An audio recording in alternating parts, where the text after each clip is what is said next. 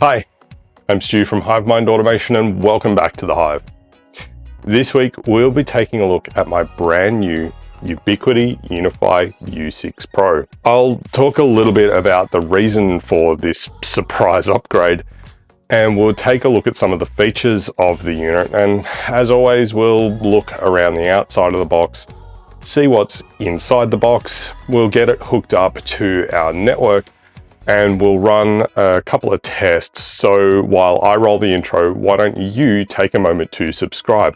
If you hit the bell icon, you'll also get notified when I release new videos each week. And while you're at it, if you like what I do here and you want to help to support the channel, there's some affiliate links in the video description about some smart home gadgets that you can buy for your own smart home and support the channel at the very same time. There's also a link to our newest affiliate partner, Skillshare, where you can learn at your own pace from passionate and skilled professionals from thousands of classes in graphic design, illustration, photo, video, and animation, and many, many more topics. Or you can support the channel directly through my Buy Me a Coffee link. Of course, those affiliate links and my Buy Me a Coffee link can all be found on my website, hivemindautomation.com.au. With all of that out of the way, let's get started.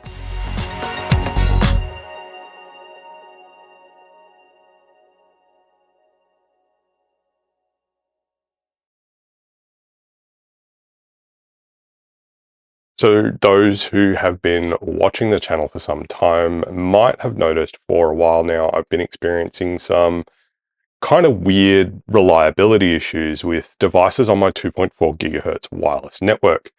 And that's been going on for about the last 6 months or so.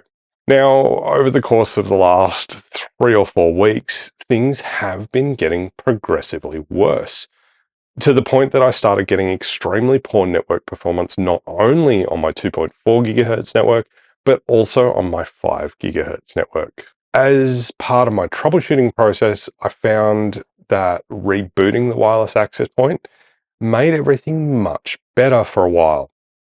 Unfortunately though, as time progressed, as it tends to do, things got progressively worse, with the reboots becoming more and more frequent, until it was even daily that I had to reboot the access point. And that continued right up until this Wednesday just passed, when I ended up having to reboot the access point 3 times across the course of the day, and that was up to about lunchtime. Sadly, the third and last reboot seemed to be one too many, and my access point didn't come back online at all. No power, no indication that it had power, no LED on the access point, nothing. Now, in the middle of a rather busy workday, I will say that I'm extremely grateful to have had Ethernet connectivity built into the ultra-wide monitor on my home office desk, and also a really long Ethernet cable that I can run to the dining room table to plug my laptop in if I'm taking a Zoom meeting out here. I have been thinking about replacing the access point for some time, and for the last 6 months that we've been experiencing these weird reliability issues, it's become more front of mind. And I've been eyeing off some of the various options. Now, long-term viewers of the channel will know that a couple of years ago, I upgraded my router to the Ubiquiti UniFi Dream Machine Pro, and that I also have a number of Ubiquiti IP cameras around the house. The old wireless access point that died this week is a close to 10-year-old Ubiquiti UniFi UAP AC Pro. So it's probably clear then that I'm a bit of a fan of the Ubiquiti gear. I'd been considering complete overkill with something like the brand new U6 Enterprise, which they market as something that you would use in, say, a conference hall or a stadium. But that's probably just a wee bit too much, yeah? It's also not cheap, and being that I was now in a situation where I needed something quickly, it really didn't make sense and probably would have been the absolute wrong choice. Even though my work and personal computers do support 6E, I think it would have been just a bit too much. So, all things considered, I landed on the Ubiquiti UniFi U6 Pro. Because of the time crunch, I paid $299 to Scorptech and arranged click and collect from the nearest store. And you better believe I was refreshing the order confirmation page every 30 seconds to see if it was ready for collection. Thankfully, Scorptech didn't disappoint and they had the order ready for collection within about an hour and a half or so of me placing the order. So I jumped in the car and went to collect it. I will say that I could have gotten it cheaper on Amazon, but I couldn't find any Prime one-day delivery options. That said, I will put an Amazon affiliate link in the video description if any of you want to check it out. I also know that one of my subscribers happens to be a Ubiquiti reseller. Unfortunately, again, I did need the device immediately, so I did have to eat the additional cost. So obviously with no Wi-Fi, my smart home was plunged back into the 20th century. And in some cases, it was actually worse. My Tasmota flash downlights here in the dining room and also in the living room have what I would consider a rather annoying habit of flashing off for a fraction of a second when they're unable to connect to Wi-Fi. And that was actually what tipped me off to the problem in the first place. The other problem with my Tasmota flash downlights here in the dining room and the lounge room is that I have them configured with the turn relays on as last saved configuration in the power on state setting here. Now that means then that the switch on the wall becomes purely decorative without any Wi-Fi. Any Tasmota light that's off when the Wi-Fi goes out is gonna stay off. Now I can set up the power on state setting to turn on or a number of other options. And there's even the opportunity for me to set up a failover Wi-Fi in my Tasmota device configuration here in the event that the main Wi-Fi stops working, meaning that I could make use of my 4G dongle, which can be configured to bridge back to Ethernet if needs be. And of course, time will tell if I've actually learned my lesson and make use of these failsafes. My LifeX and Nanoleaf light bulbs still operate like regular light bulbs, and I can just use the wall switch. So there's no real issue there until you turn them on and off quickly a number of times and they reset themselves. But unless you've got a small child who likes pressing the power switch, you may not have that problem. So for the LifeX and Nanoleaf bulbs, at least, there was no real issue there. And most of my smart switches also have physical buttons on them for manual switching. However, because of the location of some of them, they're not always easy to reach. Some other things to point out here are that things like my HomePod Mini, Amazon Echoes, and Google Nest also immediately became paperweights without the Wi-Fi connection. Something that's kind of important to consider here is that the HomePod Mini also happens to be one of my Thread border routers. So with no Wi-Fi, the Thread network could be online, but potentially completely isolated from the rest of the network. And then it means that that's essentially completely useless.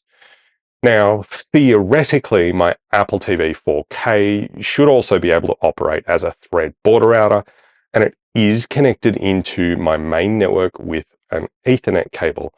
So it may actually allow everything on the Thread network to continue to stay online, but I'm not 100% certain that that is the case at the moment, and I'll need to do some further testing. And the last thing that I realized was kind of a big problem was when I arrived home from collecting the new access point and noticed that I couldn't use my CarPlay button to open the garage door because without Wi-Fi, the garage at garage door opener was not connecting to the Wi-Fi. The good news there is, though, that we do keep the standard garage door remote in the car anyway. So before we get to the unboxing, let's talk a little bit about the specs of the UniFi U6 Pro. The U6 Pro sits in the high capacity category on the Ubiquiti website and boasts a 140 square meter coverage with more than 350 connected devices. It's Wi-Fi 6 with 4x4 MIMO and it's powered using PoE. If we scroll down a little bit here and look at the technical specifications, probably the more important information in here is the Wi-Fi standards that it supports.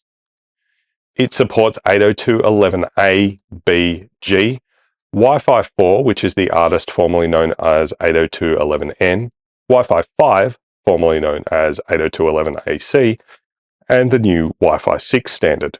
With Wi-Fi 6, it also supports the WPA3 wireless security standard, which is also great. Now, being that I'm a smart home channel and not a networking channel, I'm not going to go too deep into the rest of the stats here, but you can check out the U6 Pro stats in the affiliate link that I mentioned, if that's the kind of thing that interests you, and I'll also put a link to the Ubiquiti site as well. Now, I filmed the around the box, the unboxing, and the install on Wednesday night. With my lights not working properly and being the end of the day, the lighting isn't great, the sound mightn't be ideal either, and my hair is a mess. So I do apologize in advance, but let's take a look at around the box, unboxing, and installation of the unit now. Okay, so here we have the UniFi U6 Pro box. Please excuse the lighting.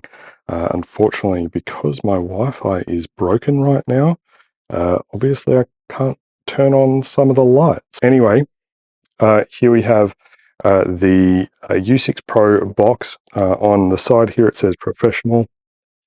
Here we have a UniFi 6, professional again, and UniFi 6. On the back, not a whole lot here. We've got a test date, we've got a serial number, a UPC number, UniFi logos there, a genuine Ubiquiti product label there, some of the FCC ID details, the country list. Notably, Australia is not on that list, but I think that should be okay.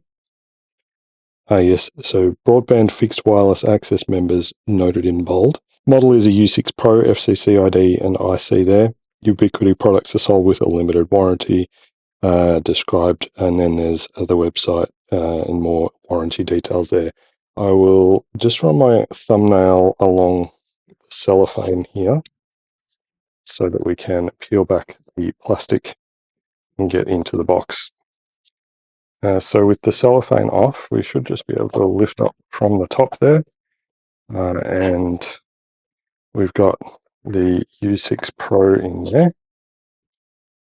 And on the underside, we see the PoE Plus in port there. And there's a reset button there. It actually feels quite hefty. It definitely feels a lot more robust than the UAC Pro that is in there at the moment. On the back, we've got PoE 802.3 AT, so 44 to 57 volts, 13 watts, so 0.29 to 0.22 amps, IP54 rated, more FCC details, Ubiquiti's address, a QR code, which I assume is the serial number, and there's an Anatel sticker there. It's got this plastic cover on it as well, so that you can install it up into the correct position without getting dirty fingerprints all over the nice white cover there. We've got our mounting template here, and that comes with a nice little kind of bubble level there, so if you're mounting it on the wall rather than on the ceiling, you can get the level correct. And then we have the mounting plate that goes underneath on the underside of the ceiling. And it says use these lines to set up T-bar clip spacing, and some details in there. So this is the plate that goes on the top side of the ceiling if you're using drop ceilings, so that you can kind of sandwich the drop ceiling in between the plate and there. Inside here, we've got a really nice hardware kit for the mounting. So these T-bar units for mounting on the T-bars under drop ceilings rather than sandwiching with the drop ceilings, and some screws there.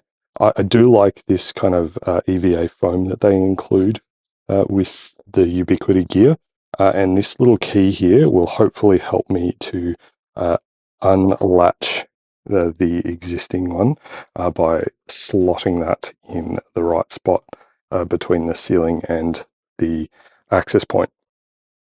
So here we've got scan here to get started, which is going to be the instructions.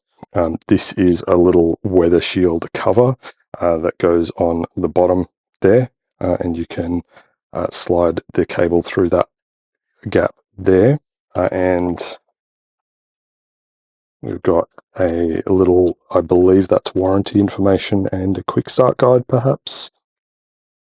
Yeah, so inside here, there's a bit of a quick start guide. Again, my lighting is a bit rough. I do apologize. But the UAP, plug it into a PoE switch, and then you use your phone and you can scan there to get started.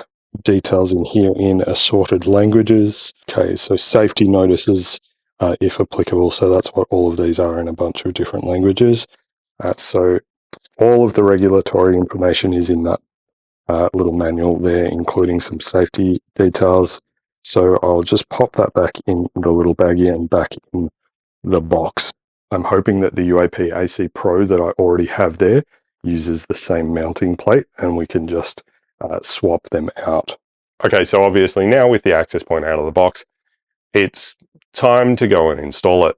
Okay, so I'm going to climb up here and see if I can remove that, and that has come off nice and easily, which is great.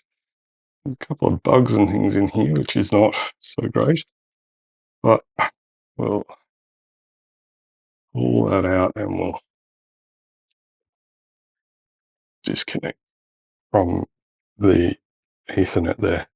It's a little bit gunky. It is definitely a different mounting plate. I will see if I can make this work. And so just so that you can kind of see the difference between them, we've got the new one. This is the new one, the shiny one, and this is the old one. So size-wise, they are not that much different. The U6 Pro is a little bit thicker.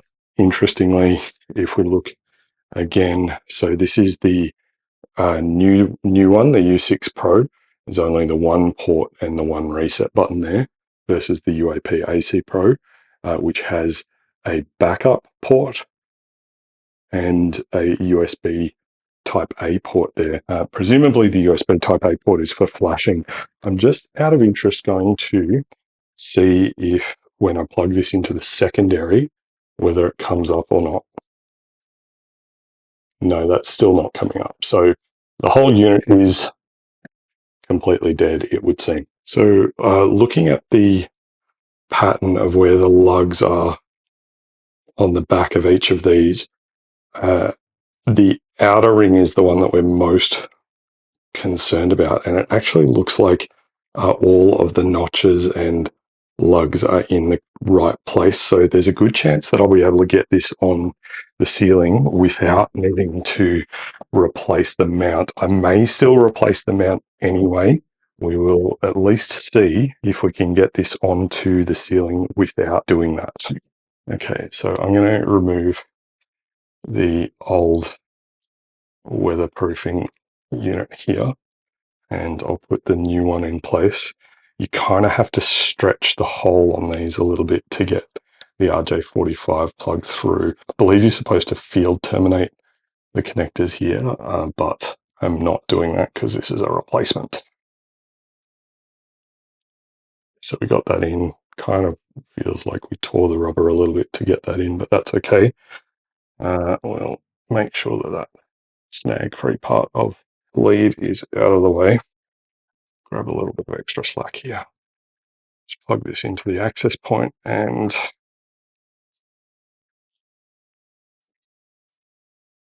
we've got a light on there, which is a good start. So that appears to be booting up now. I will take out my phone. So in the App Store, I'm going to search for Ubiquiti and UniFi, and I already have it installed here. So I'm just going to open UniFi, and it's asking me to allow me to find and connect to devices on my network. I'm going to allow that, and it's now asking me for my two-factor authentication because I have multi-factor authentication set up on my Ubiquiti account. So I'm going to go grab that code and we'll allow paste, and it's pasted that in. Now it's saying connection failed, and I have a feeling that that has a lot to do with the fact that our Wi-Fi is offline and we're not able to connect to anything. So you might be able to see at the top there, it says that the UFO is offline. That was the name of the old access point. And it's saying to me that new device found, access point Wi-Fi 6 Pro, and the MAC address there. And I'll tap setup and it's connecting. And it's asking us for a name. We'll just change this to U6 UFO. And it's just because they look like a UFO. And we'll go next. And it's now adopting the device. And so while it's doing that, the blue ring on the UAP is kind of changing colors a little bit. So what I'll do while we're waiting for that to happen, I'm just going to slide the weather seal back in there, and I'm just going to see if these line up. Yeah, so it actually looks like that is going to line up. All right, so it says device adopted, and the setup was successful. So we can go to dashboard, and if I go to devices down the bottom here, we've got U6 UFO, and it is currently running an update.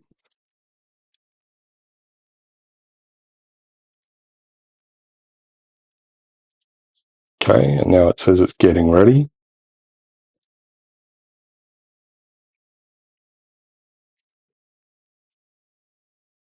So it's still saying getting ready. I'll just refresh the page. Oh, there we go. It says good.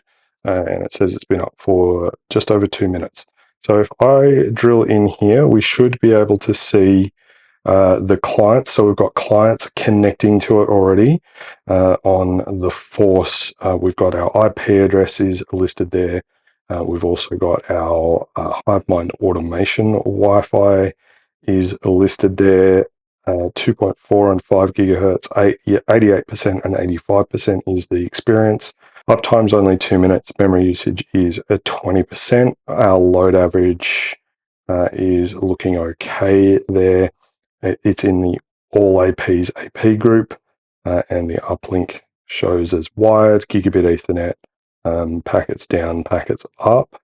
If I go down here in my phone settings now, we should see we are connected to HiveMind IoT. So the network is back up, everything is back up, and all I actually needed to do was plug in the replacement unit and adopt it into my UniFi console. So I'll just take the plastic cover off. Now I'm not going to click it completely into place just yet, because at some point in the future I am going to come up here and replace the plastic mounting plate that's here with this metal one. I think that will be a much better connection there, and it kind of looks like this is not quite mounted properly. Let's get that on a bit better. There we go. I've actually just clicked that into place. There we go.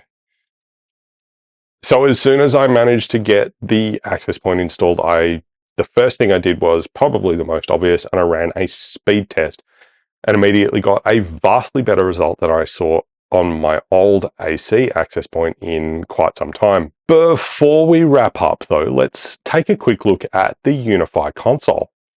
So here in my UDM Pro, I'm going to go over to network, and I'm going to go down to UniFi devices here. And we're looking at the U6 UFO. And let me zoom in so you can see that we've got pretty much all of the same things that we saw in the mobile app down here.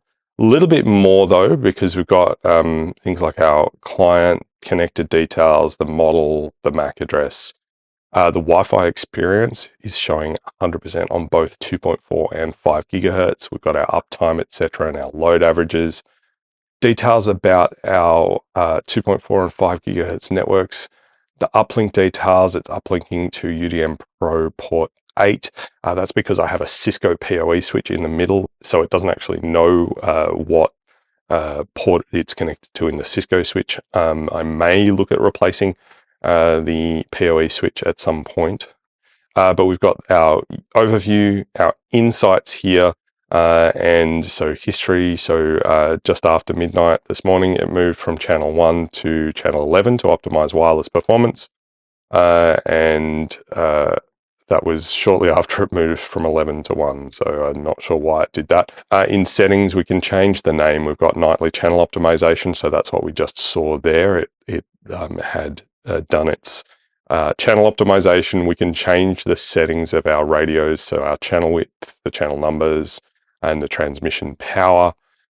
We can do band steering to prefer 5 gigahertz or do a balanced network there. We can do IP settings, so we can either have a static IP on the access point or do DHCP. DHCP is probably the better option. And we can do some things with management, so we can turn the LED on and off, and SNMP, so we can actually send our network statistics to a logging server and display those if we wanted to. And there's also outdoor mode, which prevents the access point from transmitting on channels below 100 on the 5 gigahertz band. We can tap the locate button, which we saw on the app, makes the LED flash. So if you've got multiple access points, you can click locate here and it will flash the LED on there until you click it to stop. We can restart it and we can forget the access point. So the only other thing really in here is when we look in our Wi-Fi networks settings. So we've got our settings and then Wi-Fi, and we see we've got the 3 different SSIDs that we're broadcasting here. So HiveMind Automation, HiveMind IoT, and the Force. And we've got the number of clients and the peak number of clients showing up there. And so then we've got our global access point settings as well. Things like wireless meshing, so we can allow multiple access points to then mesh together, and then we can bridge to networks if perhaps we need to extend our wireless coverage as well.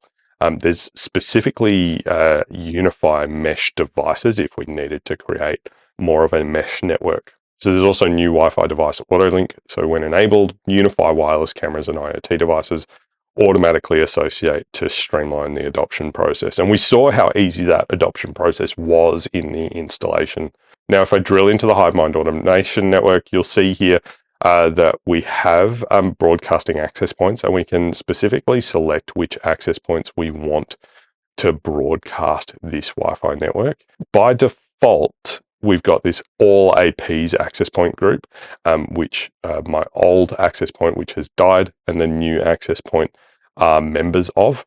And then there's also additional AP groups that you can create. So you can create a group of, say, just the U6 Pro, and we can save that change, and you'll see there that we could then click that and apply that change and then disconnect that one. This all APs access point group is what made the process of getting my wireless networks back up and running so simple.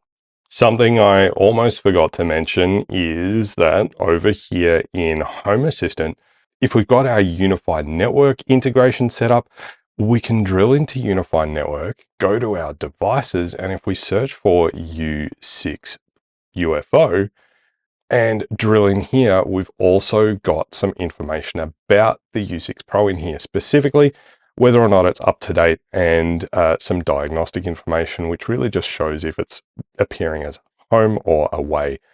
So we see we've got our installed version of the U6 Pro firmware and the latest version there. So it'll tell us if we need to run an update. If we've got our UniFi controller configured properly, those should be auto-updating anyway, but it's kind of nice to have that information available to us. So before we finish up, let's just run a quick speed test to see how we're going here. So I'll click go, and we've got a 6 millisecond ping, and we'll just see what our download and upload speeds are. It may not be super great, being that there's a bit of wireless interference in this corner of the house, but we'll see how we go. So we ended up on 190. I did see it peak over 200 there for a little bit, so that was pretty good. And it looks like we're hanging around about 18 on the upload speed.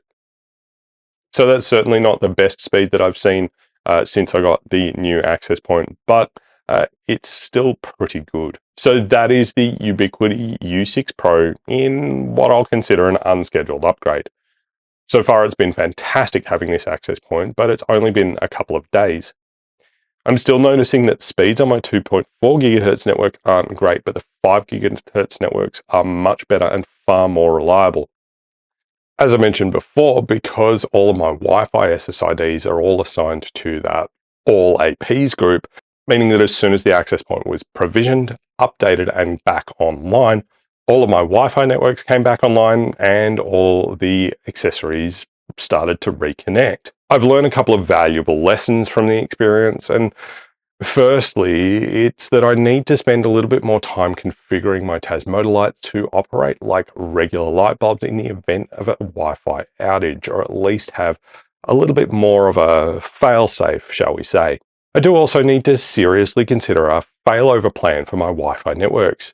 Whether that's adding a second access point broadcasting the same networks, or just making use of my 4G dongle remains to be seen, but it might be worth exploring some reliability engineering in a future series. Let me know in the comments if that's something that you'd be interested in seeing. And thirdly, I need to listen to my hardware when it's telling me that it's time to go. I'm a little sad that my UAP AC Pro is dead. It's served me really well for nearly 10 years, and it even survived a house move with us. It's only been the last 6 months or so that it's been giving me grief. I might perform an autopsy of the dead unit so that I can see if I can figure out the cause of death. And again, let me know in the comments if you want to see me do that. And also let me know your thoughts on the Ubiquiti U6 Pro. That's all we have for this video, and I do hope that it helped you in your home automation journey. Be sure to comment down below with home automation ideas that you'd like to see me cover in the future videos. And don't forget to also follow HiveMind Automation on Twitter, Instagram, and Facebook. If you like this video, hit the thumbs up button down below to give it a like. And if you're not already subscribed, please consider changing that now. While you're at it, if you hit the bell icon, you'll get a notification when I release new videos each week. And lastly, if you like what I'm doing here and you want to help to support the channel, there's a Buy Me a Coffee link in the video description below. Contributions that you make through Buy Me a Coffee are put towards making more and better content for you to enjoy. Don't forget to check out my website, hivemindautomation.com.au. Thanks so much for watching. I'm Stu from HiveMind Automation, and I'm looking forward to seeing you next time. Bye for now.